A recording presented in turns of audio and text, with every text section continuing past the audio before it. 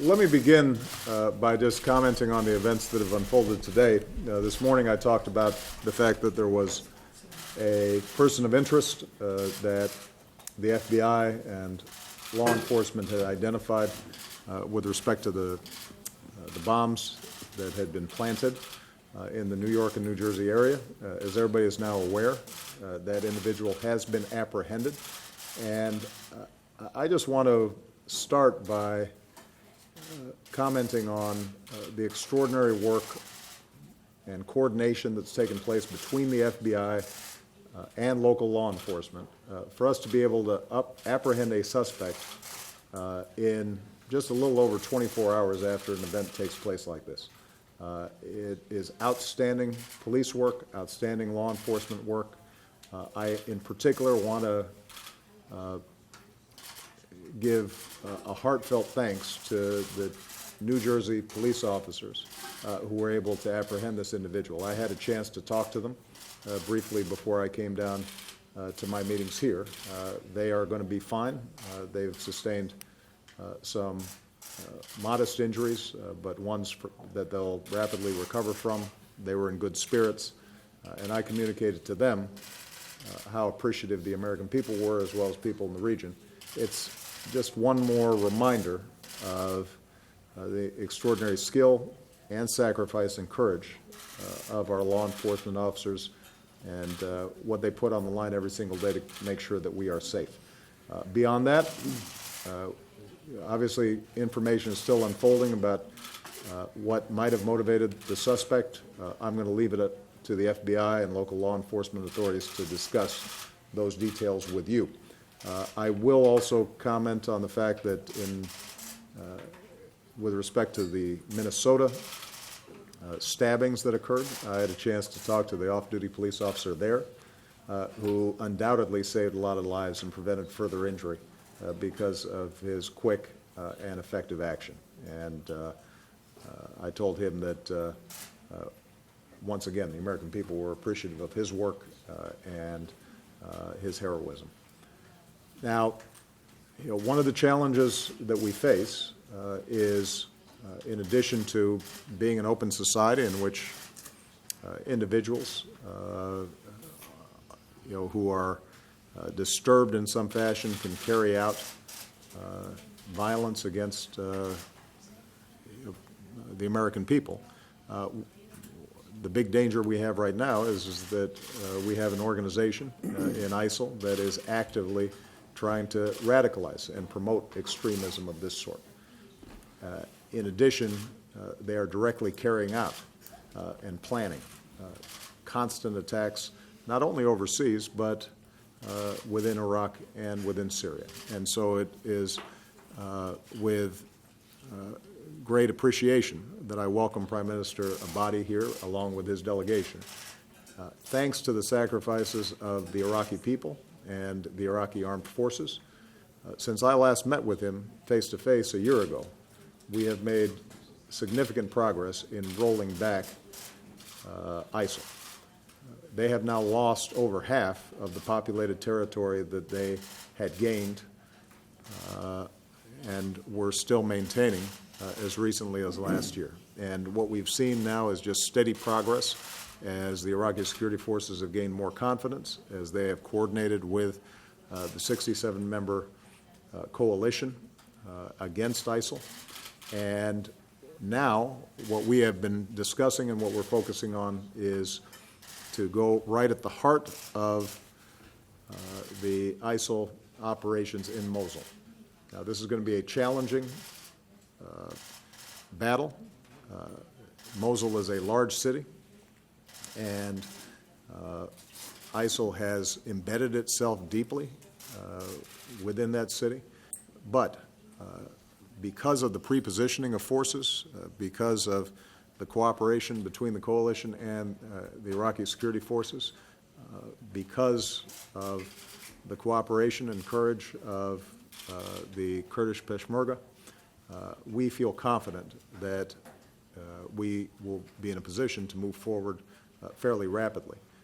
Now, it will be a tough fight, and once it is initiated, one of the things that we discussed is the importance of not just driving ISIL out of Mosul, but making sure that the population there that invariably is going to be displaced and will have suffered and is going to be looking for warmth and food and water and shelter, that we are prepared to help provide rapid humanitarian assistance, and that we can rebuild the city in a way that assures not only ISIL does not come back, but extremist ideologies born out of desperation do not return.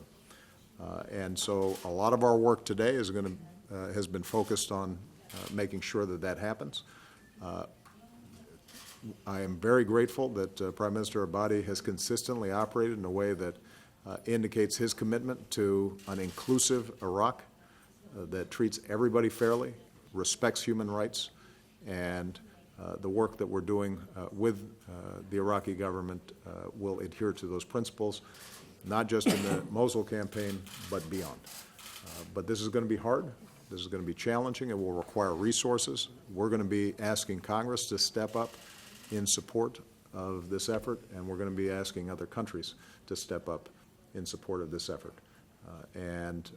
My thanks go out not only to the Iraqi forces that have borne the brunt of the progress that's been made inside of Iraq, as well as the Kurdish Peshmerga, but also, obviously, our outstanding men and women in uniform.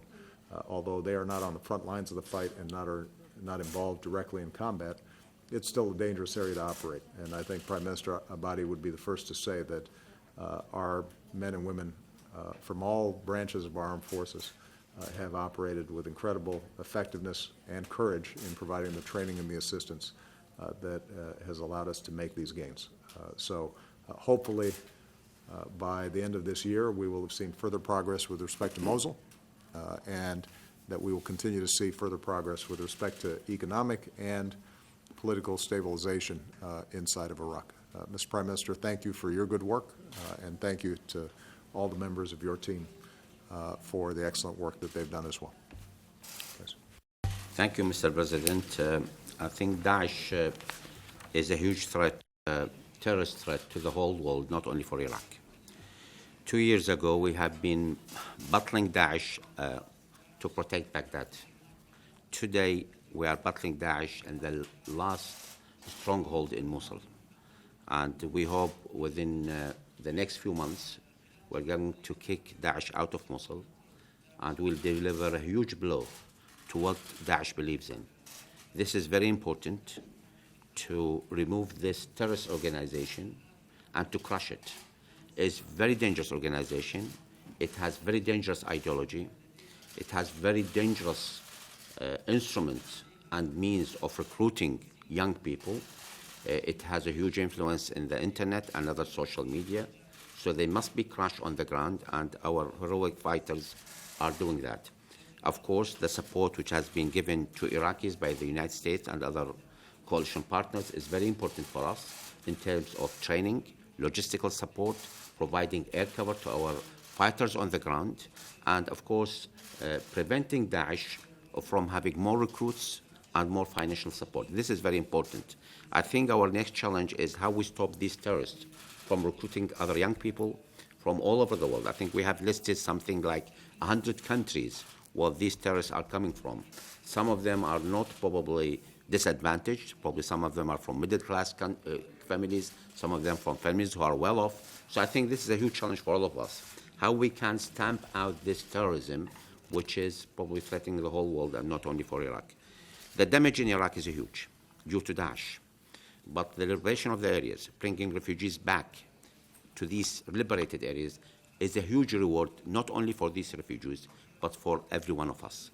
This is my job, to bring all Iraqis together, to treat all Iraqis the same. In Iraq, now we don't have first class and second class citizens in Iraq. All Iraqis are first class citizens, regardless of their affiliation, regardless of their religion, regardless of their sect, regardless of their ethnic origin. We treat Iraqis the same. I hope everybody in Iraq will do the same.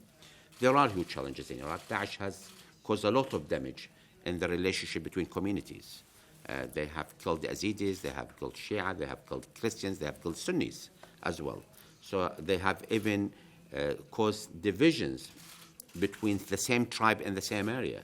So it's a huge task on our, I think, on our shoulder.